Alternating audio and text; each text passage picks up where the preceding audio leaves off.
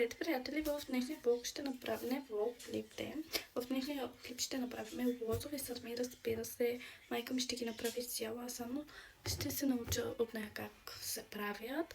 Така че останете в този дълъг клип, в който ще ви покажа резултата и дали ми харесва или не. Разбира се, че ще ми харесва, все пак са на мама ръцете. Както да останете до края на този клип, за да видите как ще се получат нашите сладни сърми. Това са нашите сърми в парканче и сега ще ги сложа в водичка, за да може да престоят, поне така казва мама.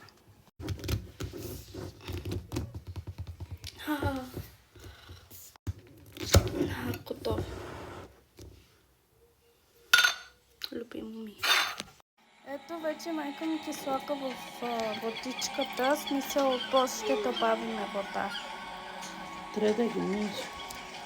Да, трябва да се мият също така. Не знам, приятели, как ще се справя. Мама вика, че трябва да ги сплакна след като добавим вода. И ето така тъм, докато не се изчисти тази зелената вода. Не знам какво ще видим. Какво ще правим? Тук имаме едно пиле, което мама ще го сготви с сестра ми. Махнахме пилето, сега тук ще видим какво ще направим с лозовите листи. Ето вижте колко зелено има. Ако не хлебът е зелено, не знам. Нямам идея как се прави. Но мисля да спра клипа, защото не искам минутите да отиват само как ние тук нещата.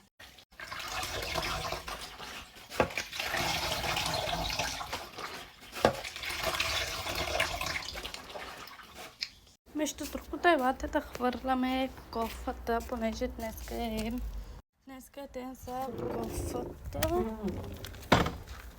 Да, днеска е за кафявата кофа, в която се хвърлят само шишета. Нали? Да. Ето вижте, там стоят кафявите кофи. Всеки път, когато е време за синя или черна или кафява. Нали, там. Така, приятели, ние сега ще си хвърляме кофата. Не знам, но който живее в Англия, знае, че тук има 3 или 4 кофи, в които се хвърля кукука по-отделно. Тези, нали, микс кукуците се хвърлят в черната, шишетата се хвърлят в кафявата и кашони и такива неща се слагат в синията кофе. Те, които са за кратината ви неща покуци, те се слагат в зелена кофа, така че тук си има законни правила. Което би било хубаво и в България е така, защото ако и в България е така, то покуците няма да са така по земята навсякъде. Така че, да. Една причина защо хората предпочитат да живеят в Англия, отколкото в България. И още много причини, но това е една от тези причини. Сърхът? Да. Не ме ли позна? Седе. Съжалявам, не помня. Сватбата, нали? Аз я забравих. Айде да.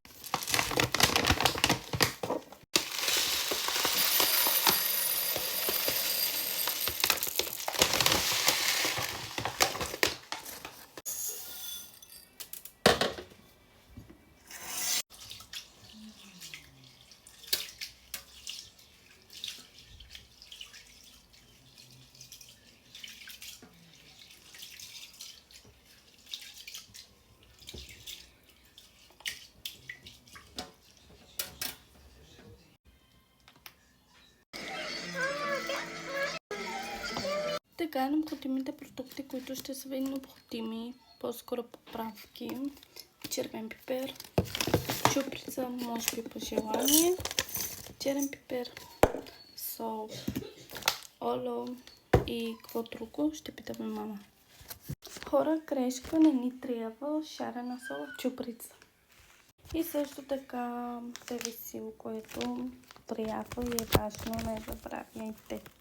Значи, приятели, майка ми сложи чуприца по шопски. Все едно, но аз ще ви дам един съвет. Мисля, че е по-добре да наслагате.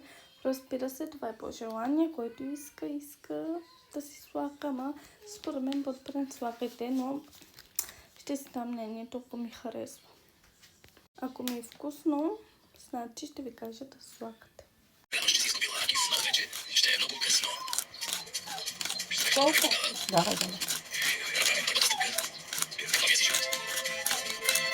И сега време майка ми да направи розовите листа. След като аз ви помогна, но повече да ще ям. Така че, да, това не е. Моята част е да ям, нейната част е да ги прави. Който не знае да завива сърми, ето учете се от мама. По-скоро ще учим заедно как да завиваме сърмите, понеже и аз не съм много добра, даже въобще не съм добра в това. Така че нека се учим заедно. Не баха султан съдба. Явно, че не можем да се разделим. Съдбата ни събира сутрин на закуска. Какво да направим?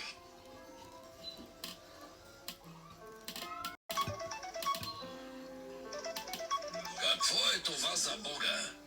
Омръзна ми от тези банки. И ето това е формата, която трябва Какво ще ми кажат? да успеете да направите. Ще ми напомня. Касата ли? Каква каса?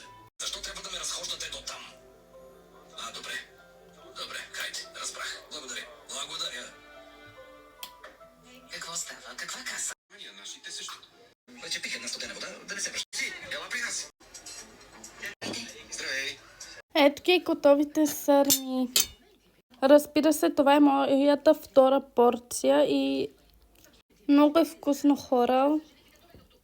И сега ще пробвам от сърмите пред вас.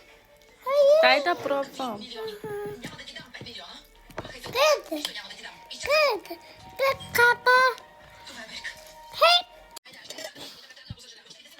Много са топли, но много вкусно.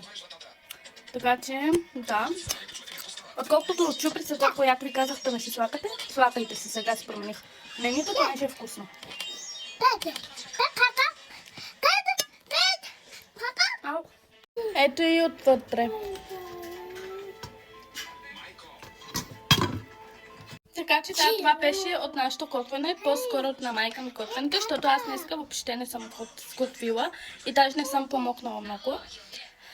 Както казах, аз предпочитам да ям. Готвенето е на майка ми работата. Дик, пускай! Леле, пускай!